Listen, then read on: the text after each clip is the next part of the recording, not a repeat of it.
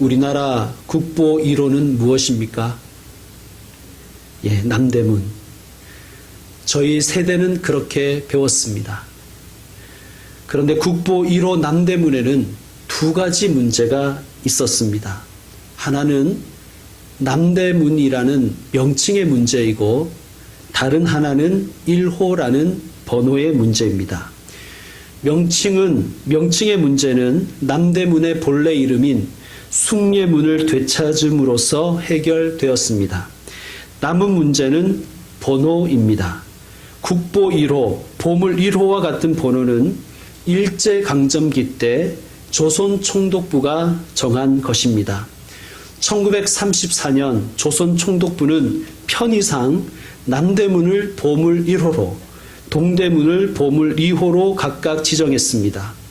그 어떤 학술적 근거도 없이 그저 편의로 한 것입니다. 문제는 해방 후 1962년에 문화재보호법을 시행하는 과정에서 관례대로 국보 1호는 남대문으로, 보물 1호는 동대문 등으로 지정 번호를 매기면서 굳어진 것입니다. 일제의 잔재를 청산하지 못했던 것이지요. 원래 1호니 2호니 혹은 몇 호니 하는 것은 단지 관리를 위한 것이었는데 번호가 붙으면서 서열로 여기게 되었습니다. 국보 1호라고 하니 사람들은 국보 1호가 국보 중에서 최고의 가치를 지닌 문화재라고 생각하기 시작했다는 얘기입니다. 그러다가 지금으로부터 약 20, 30년 전에 국보 1호 논쟁이 뜨겁게 일었습니다. 학계 일부에서 훈민정음이나 석굴암이나 불국사나 팔만대장경을 국보 1호로 재지정해야 한다는 그런 주장이 나오기 시작했기 때문입니다. 당시 저는 역사를 전공하는 학부생이었습니다. 제가 다니던 과에서 토론회가 있었습니다. 훈민정음 해례본이 국보 1호로 적당하다는 의견과 숭례문을 국보 1호로 그냥 둬야 한다는 주장이 맞섰습니다. 학우들 간에 치열한 토론이 있었고 그때 저는 훈민정음을 국보 1호로 해야 한다고 주장했던 기억이 납니다. 해묵은 국보 1호 논쟁이 마침내 종지부를 찍게 되었습니다. 문화재청이 지난 8일 정부 업무 보고에서 문화재 지정 번호를 없애겠다고 밝혔기 때문입니다. 문화재를 서열화하는 사회적 인식과 잦은 변경 요구와 논쟁을 불식시키기 위해 문화재 관리 번호 운영을 개선한다고 취지를 밝혔습니다. 이에 따라 모든 공문서나 인터넷 홈페이지 그리고 등에서 국보 몇 호라는 표기는 이제 사라집니다. 국보 1호 숭례문이 아니라 그냥 국보 숭례문이 되고 기존의 번호는 내부의 관리용으로만 사용한다고 합니다. 늦었지만 환영합니다. 문화재나 예술 작품을 두고 어느 것이 더 크냐, 어느 것이 더 가치가 있느냐, 어느 것이 최고냐고 하는 질문은 우문이기 때문입니다. 모든 문화재는 그리고 모든 예술 작품은 그 나름의 역사적 가치와 미적 가치가 있기 때문이지요. 우리는 어느 것이 더 크냐, 누가 더 크냐 서열을 따지려는 습성이 있습니다. 이 서열을 따지는 것은 어른이나 아이나 마찬가지인 것 같아요. 경로당에 모인 할아버지들이 한 할아버지 험담을 합니다. 저 영감은 빠른 38이래. 예의가 없어. 85살 나신 어른들이 84살 난 어른이 막 먹는다고 불편해하는 거예요. 몇 년 전에 미국에 사는 조카가 저희 집에 놀러 온 적이 있었는데 그때 한 5살 정도 됐던 것 같아요. 놀이터에서 노는데 조금 큰 아이가 조카에게 묻는 거예요. 너 몇 살이니? 5살. 이렇게 얘기하니까 그 아이가 이러더라는 거예요. 까불지 마라. 나 7살이다. 이러더라는 거예요. 5살은 7살한테 까부면 안 되는 것입니까? 네. 아이나 어른이나 서열은 참 무섭습니다. 우리는 서열 따집니다. 서열을 굉장히 따지죠. 그리고 고만고만하다고 생각할 때는 내가 더 커져야 되고 더 높아져야만 직성이 풀립니다. 에덴 동산에서부터 그랬습니다. 하나님처럼 되고 싶어 했어요. 아니, 하나님보다 더 높아지려고 했습니다. 아내와 남편이 누가 더 큰지 싸웠습니다. 누구의 책임이 더 큰지 따졌습니다. 그리고 서로 책임을 전가했습니다. 노아의 홍수, 대홍수 이후에도 인간들은 바벨 탑을 높이 세웠죠. 목적이 뭡니까? 하나님처럼 되고 싶었기 때문입니다. 예수님 당시 유대인들은 천국에 있는 사람들을 7단계로 나누어서 누가 최고 등급에 속하는지 자주 논쟁을 벌였다고 합니다.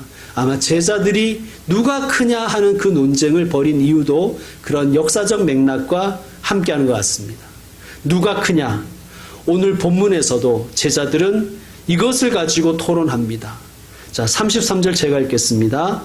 가버나움에 이르러 집에 계실새 제자들에게 물으시되 너희가 길에서 서로 토론한 것이 무엇이냐 하시되 34절 시작. 그들이 성장하니 이를 길에서 서로 누가 크냐고 쟁론하였습니다. 아멘.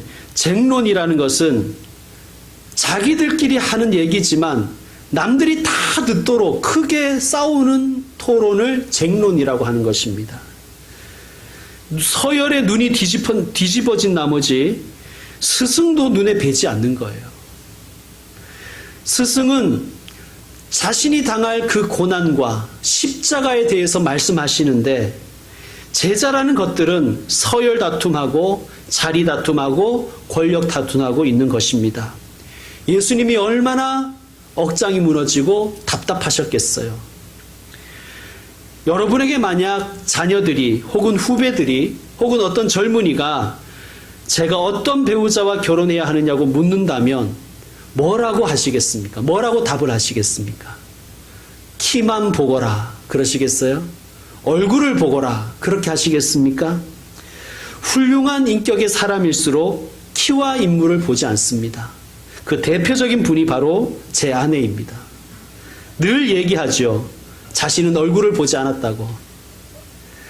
만약 누군가가 제게 어떤 사람과 사귀고 결혼해야 하냐고 묻는다면 저는 이렇게 대답하고 싶습니다. 말이 통하는 사람과 사귀라. 말이 통하는 사람과 결혼하라. 제일 힘든 것이 말귀 못 알아듣는 사람과 함께하는 거잖아요. 말이 안 통하는 사람과 사귀고 결혼하는 것이 가장 답답하고 힘든 일입니다. 지금 제자들은 예수님의 말씀을 이해하지 못하고 있어요. 어려워서가 아니에요. 예수님은 그런 제자들을 포기하지 않으십니다. 이 예수님의 은혜인 거예요. 여러분, 예수님이 만약 우리가 알아듣지 못한다고 우리를 포기하셨으면 여기에 그리고 지금 인터넷으로 예배를 참석하는 분 다 포함해서 남아있을 사람이 한 명도 없을 것입니다. 주님의 은혜로 오늘까지 우리가 있는 것입니다. 자, 32절 같이 읽겠습니다. 시작. 그러나 제자들은 이 말씀을 깨닫지 못하고 묻기도 두려워하더라. 아멘. 자, 제자들의 모습을 두 가지로 설명하지요. 예수님의 말씀을 깨닫지 못합니다. 그리고 오직 누가 크냐 서열 다툼에 집중했습니다. 예수님의 말씀을 깨닫지 못해서 누가 크냐에 열중했을까요? 아닙니다. 이 말씀은 오히려 반대입니다. 이 말이 매우 의미심장하기 때문입니다. 묻기도 두려워하더라. 그들이 이해를 못해서 누가 크냐 토론한 것이 아니라 더 알려고 하지 않았다는 거예요. 예수님의 말씀을. 자기들이 원하는 것에 집중하려고 스승의 가르침은 더 깊이 파고들지 않았다는 거예요. 이해력이 부족해서가 아니었다는 거예요. 이해가 되지 않아서 그랬다면 예수님께 물었을 것입니다. 그리고 몰라서 예수님께 물었다면 예수님은 더 자세히 가르쳐 주셨을 것입니다. 예수님, 왜 고난 당하셔야 됩니까? 예수님이 왜 십자가에 죽으셔야 됩니까? 제자들은 절대 묻지 않았습니다. 왜요? 묻기도 두려웠기 때문입니다. 뭐가 두려웠을까요? 진실을 아는 것이 두려웠기 때문입니다. 여러분, 우리가 진리를 붙들 마음이 없는데 진리를 알면 불편하잖아요. 진실을 따를 마음이 없는데 진실을 알면 귀찮잖아요. 그래서 우리는 더 알려고 하지 않습니다. 제자들이나 우리나 아직 2단계의 사람입니다. 성도 여러분, 모르는 것은 죄가 아니에요. 가끔 기도를 인도하시는 분 중에 알고 지은 죄, 모르고 지은 죄 용서해 주십시오. 이렇게 기도하는 분이 계시는데요. 알고 지은 죄는 낱낱이 고하십시오. 구체적으로. 하나님은 모르고 지은 죄까지 나무라시진 않습니다. 아니, 몰라서 그랬는데요. 여러분, 문제는 알려고도 하지 않는 거예요. 더 큰 문제는 아는데도 그 알을 실천하지 않는 것입니다. 성도 여러분, 하나님을 더 많이 아는 일에, 그리고 예수님을 더 깊이 아는 일에 정진하십시다. 그리고 그 아는 것과 우리의 행함이 일치하는 삶을 성심을 다해 살아가십시다. 제자들의 관심은 예수님께 있지 않았습니다. 제자들의 관심은 자기가 앞으로 오를 위치에 있었어요. 예수님의 말씀과 그 뜻에 그들의 관심이 있었던 것이 아니라 예수님으로 인해서 받게 될 대가, 예수님으로 인하여 받게 될 반대급부, 예수님을 따른 것에 대한 보상, 그것이 그들의 관심이었습니다. 그래서 우리 예수님은 제자들을 포기하지 않으시고 제자의 길을, 십자가의 도를 계속해서 말씀하십니다. 자, 35절 여러분 읽어주십시오. 35절 시작. 예수께서 앉으사 12제자를 불러서 이르시되 누구든지 첫째가 되고자 하면 못 사람의 끝이 되며 못 사람을 섬기는 자가 되어야 하리라. 아멘. 예수님은 첫째가 되려고 하는 사람은 꼴찌가 될 것이라고 말씀하십니다. 충격적인 말씀이죠. 그렇다면 누가 첫째입니까? 누가 예수님 보시기에 첫째입니까? 섬기는 사람입니다. 그러면 우리는 자연스럽게 이 질문이 나와야 됩니까? 나와야 됩니다. 주님, 누구를 어떻게 섬겨야 합니까? 자, 36절 여러분 읽어주세요. 시작. 어린아이 하나를 데려다가 그들 가운데 세시고 앉으시며 제자들에게 이르시되. 아멘. 어린이를 안으시는 것은 축복의 표현입니다. 여러분, 어떻게 섬겨야 하냐면요, 축복하는 것이 섬기는 것입니다. 예수님은 어린아이 하나를 축복하시면서 섬김을 가르쳐 주시는 거예요. 37절 우리 함께 읽겠습니다. 누구든지 내 이름으로 이런 어린아이 하나를 영접하면 곧 나를 영접함이요, 누구든지 나를 영접하면 나를 영접함이 아니요 나를 보내신 이를 영접함이니라. 아멘. 당시의 사람들은요, 어린아이를 미숙하고 유치한 존재로 보았습니다. 구약 성경에도 어린아이는 방자하고 이해력이 부족한 존재로 묘사되어 있습니다. 그러나 예수님은 분명히 말씀하시는 거예요. 첫째가 되고자 하는 사람은 어린아이를 축복하고 섬겨야 한다. 정인이 사건 이후 아동학대 사건들이 크게 불거져 나오고 있습니다. 태어난 지 2주 된 아들을 때려 숨지게 한 20대 부모가 며칠 전에 구속되었죠. 학대 이유가 무엇이었습니까? 아이가 분유를 먹고 토했기 때문에 때렸다는 거예요. 구미의 한 빌라에서 2살 된 여자아이가 숨진 채 발견되었습니다. 당시 빌라에는 아이 혼자 있었고 난방도 안 된 방에서 숨져 있었습니다. 숨진 아이는 부패가 상당히 진행되어서 형체를 알아볼 수 없을 정도였습니다. 이 아이의 어머니는 아이가 숨진 사실을 이미 알고 있었고 최근까지 지자체로부터 매달 양육수당과 아동수당을 챙겨온 것으로 확인되었습니다. 우리 가까운 곳에 인천에 한 국공립 어린이집 보육교사들이 장애 아동을 포함해서 원색 10여 명을 상습 학대한 뉴스가 사람들에게 충격을 주었습니다. 성도 여러분, 무엇이 섬김이냐 하면요, 자신을 지킬 힘이 없는 존재를 안아주는 것이 섬김입니다. 그런 존재를 보호하는 것이 인격이에요. 누구든지 내 이름으로 이런 어린아이 하나를 영접하면 곧 나를 영접함이요. 여러분, 우리가 신앙생활에 있어서 우리가 최고의 영광은 예수님을 영접하고 예수님을 대접하는 것이 우리가 얻을 수 있는 최고의 신앙의 영광 아니겠습니까? 그런데 가장 위대한 신앙적 행위는 예수님이 분명히 말씀하시는데 이런 어린아이 하나를 영접하는 것이라고 말씀하십니다. 예수님은 그런 사람을 예수님 보시기에 가장 큰 사람으로 보신다는 거예요. 여러분, 하나님 보시기에 큰 사람이 되어야 되지 않겠습니까? 하나님 보시기에 큰 사람은 섬기는 사람입니다. 여러분, 우리는 사람을 평가할 때 무엇으로 평가합니까? 이제 우리는 회개하고 우리의 평가를 바꿔야 됩니다. 어떤 사람이 누구를 어떻게 섬기는지를 우리는 눈여겨봐야 할 것입니다. 그리고 우리 교회는 세상에서 작은 자, 멸시받는 자를 도와주는 것이 주님의 뜻입니다. 어린아이처럼 힘없는 존재를 도와줘야 됩니다.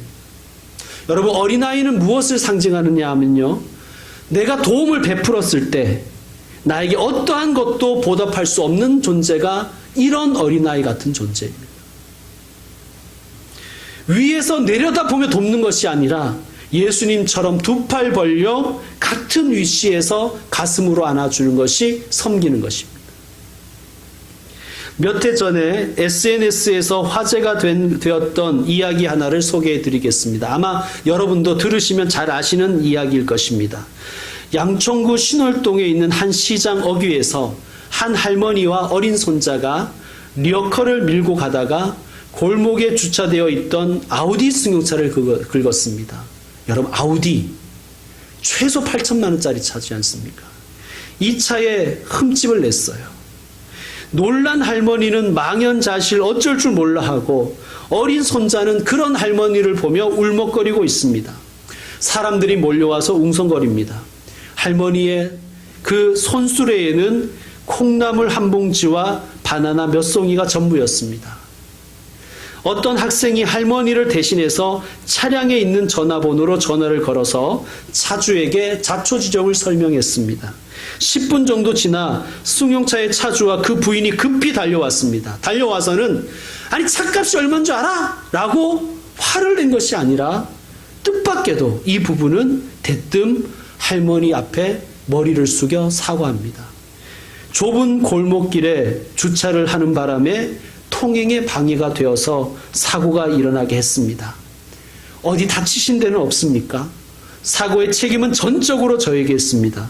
차주는 할머니에게 사과를 하고 다치신 데는 없냐고 묻고 차주의 아내는 울먹이고 있는 그 손자를 달래주었다는 이야기입니다. 여러분, 정말 멋있지 않습니까? 비싼 차를 모는 것이 잘 사는 게 아니에요. 이런 인성을 가진 이가 잘 사는 것이 아니겠습니까? 이 이야기가 화제거리가 되자 이 사연을 알게 된 아우디 코리아는 차량 수리비 전액을 지원하겠다고 대대적으로 광고를 했습니다. 아우디의 품격을 높였다는 것이죠. 이 기업도 뭘 좀 아는 거예요. 장사는 이렇게 하는 것입니다. 성도 여러분, 그리스도인으로 산다는 것은 무엇일까요? 예수님이 가신 길 나도 가고 예수님이 지신 십자가 나도 지는 것이 그리스도인으로 사는 것입니다. 누가 더 크냐를 가리는 똑똑함보다 예수님처럼 때론 바보 같지만 그러나 따뜻한 마음으로 살아가는 것이 그리스도인으로 사는 것입니다. 여러분, 예수님은 모든 지식을 가진 분이시잖아요. 전지전능, 전지하신 분이시잖아요. 그런데 예수님은 내가 제일 잘 나가, 내가 제일 똑똑해. 그렇게 얘기하지 않으셨어요. 그렇게 하실 분이지, 그렇게 해도 충분하신 분이시지만 바보처럼 십자가를 지셨습니다. 그런데요, 그 예수님의 바보스러움이 우리를 살리신 거예요. 어리석은 예수님의 십자가가 세상을 구원하신 것입니다. 예수님은 우리에게도 따뜻하고 풍성하고 섬기는 자로 살라고 가르치십니다. 37절은 이렇게 시작하지요. 누구든지 내 이름으로. 여러분, 어린 아이 때문이 아니라 예수님의 이름 때문에 섬기십시오. 예수님을 사이에 두고 그 사람을 조건 없이 만나고 영접하십시오. 예수님 때문에 그 사람을 섬기는 것, 사랑하는 것, 그것이 바로 섬김입니다. 마더 테레사에게 어떤 기자가 질문을 했습니다. 어떻게 나병 환자들을 그처럼 사랑할 수 있습니까? 그녀가 대답합니다. 나는 나병 환자들을 사랑하지 않습니다. 오직 나는 예수님을 사랑하기 때문에 그들을 돌볼 뿐입니다. 여러분, 이 마더 테레사가 37절 말씀을 명확하게 이해하고 살아간 사람이라고 저는 생각합니다. 예수님의 이름으로, 그 사람 때문이 아니라, 그 사람을 위해서가 아니라 예수님 때문에, 예수님을 위해서 그 사람을 환대하고 섬기십시오. 누구든지 예수님의 이름으로 어린아이를 영접하는 것은 예수님을 영접하는 것이라고 되어 있지 않습니까? 예수님을 영접하는 것은 곧 하나님을 영접하는 것입니다. 또 하나, 예수님이 안으신 이 아이는 예수님을 상징합니다. 헨리 나우엔이 쓴 영성의 길에 이런 글이 하나 있습니다. 하나님은 우리에게 가까이, 아주 가까이, 지극히 가까이 오시기를 원하신다. 그래서 하나님은 작은 아이가 되셨다. 누가 작은 아이를 무서워하겠는가? 하나님은 그렇게 아주 무력한 사람이 되어 많은 사람의 도움 없이는 먹거나 마시거나 걷거나 말하거나 놀거나 일할 수 없도록 되기를 원하셨다. 자기 품에서 어르고 있는 아기를 어떻게 두려워할 수 있겠는가? 그렇게 작고 연약한 아기를 어떻게 우러러 볼 수 있겠는가? 애정에 대한 반응으로 오로지 미소 짓는 것만 할 줄 아는 아기를 어찌 부러워하겠는가? 이것이 바로 성육신의 신비이다.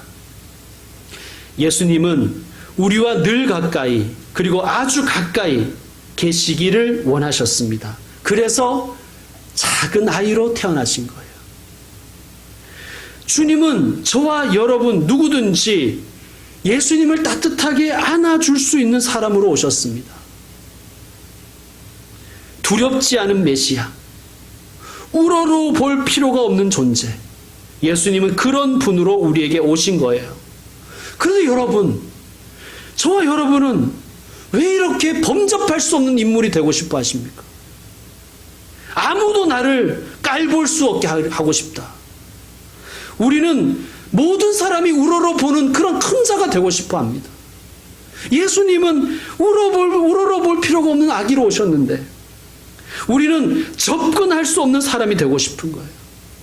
성도 여러분, 누구라도 안아줄 수 있는 쉬운 사람이 되십시오. 그런 사람이 예수님을 닮아가는 사람입니다. 그것이 섬김입니다. 누가 크냐 막 따지며 칼 나와라 창 나와라 하는 그런 똑똑한 사람이 되려 하지 마시고 더 많이 안아줄 수 있는 아주 쉬운 사람이 되십시오. 그것이 섬기는 것입니다. 이제 말씀을 마무리하겠습니다. 요즘 못난이 농산물이 새롭게 주목을 받고 있습니다. 흠집이 있고 모양과 크기가 일정하지 않아서 상품성이 떨어지는 못난이 농산물. 그래서 못난이 농산물 중 상당량은 그냥 버려진다고 합니다. 유엔 식량농업기구에 따르면 이렇게 버려지는 못난이 농산물이 한 해에 약 13억 톤에 달한다고 합니다. 13억 톤이요. 이 13억 톤이라는 양이 어느 정도냐 하면 전 세계 인구 모든 사람이 먹는 그 음식량의 3분의 1이래요. 어마어마하지요. 그런데 문제는 또한 거기에만 있는 것이 아니라 이 버려지는 농산물은 썩는 과정에서 온실가스를 발생시킵니다. 환경을 오염시키는 것입니다. 성도 여러분, 못생긴 농산물을 구입하십시오. 못생긴 농산물을 구입하면 가게는 절약할 수 있고 농가는 소득을 올릴 수 있고 그리고 지구는 더 깨끗해지는 것입니다. 못생긴 농산물이 경제도 살리고 환경도 살립니다. 여러분, 산에 있는 멋진 나무가 아니라 못생긴 나무가 산을 지키는 것이죠. 바보 같은 예수님이 세상을 구원하셨습니다. 바보 같은 십자가가 우리를 구원한 것입니다. 못생긴 십자가, 바보 같은 예수님을 사랑하십니까? 누가 크냐? 세상은 크기의 싸움을 하지만 우리는 누구를 섬길까? 누구를 사랑할까? 그 섬김의 자리로 부름받았습니다. 섬기는 사람으로 살아가십시다. 기도하겠습니다. 하나님, 사랑합니다. 예수님의 십자가 우리도 사랑합니다. 예수님처럼 섬기며 예수님처럼 사랑하기 원합니다. 또한 예수님처럼 사랑받기 원합니다. 누구든지 작은 자들을 예수님의 이름으로 섬기기를 원합니다.